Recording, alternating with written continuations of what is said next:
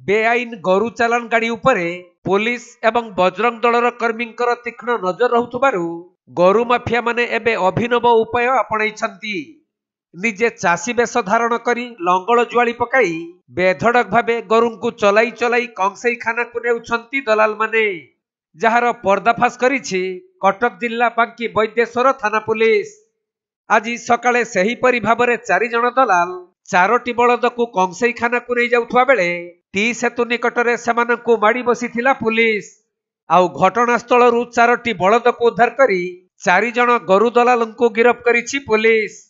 सेमाने हेले कलापथर ग्रामर शरद चंद्र बेहेरा, लेम्बेरी गाँर मानस बेहेरा, खजुरीपदा नुआ साहिर प्रमोद दास उर्फ बाजी और वैद्येश्वर नुआ बड़बर साहिर लक्ष्मीधर बेहेरा।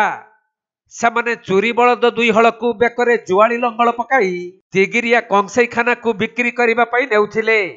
हेले कौनसी सूत्ररु खबर पाई टी सेतु निकटरे सेमानकु वैद्येश्वर थाना अधिकारी प्रियरंजन सेठी गिरफ करी कोर्ट चालान करिछंती। सेपटे कटक जिला तिगिरिया थाना अधीन करड़ापल्ली ग्राम जंगल निकट बारबंद पाखरे थिबा बेआईन गरु खଳାରେ चढ़ाऊ करी पुलिस 500 ऊर्ध्व गरु को उद्धार करिछि। तेबे एही स्थानरू बाहर राज्य को गरु चोरा चालान हेउथबा नै पूर्वरु बहुबार अभियोग होई आसुथिला। तेणु कटक जिला ग्रामांचल आरक्षी अधीक्षक प्रतीक सिंह तत्वावधान रे एक पुलिस टीम सेठारे चढ़ाऊ करी 500 ऊर्ध्व गरु को उद्धार करिछंती।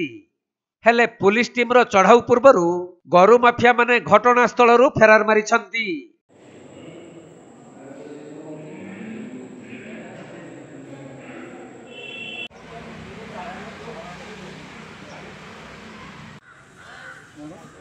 आहुरी बाल्टी आनी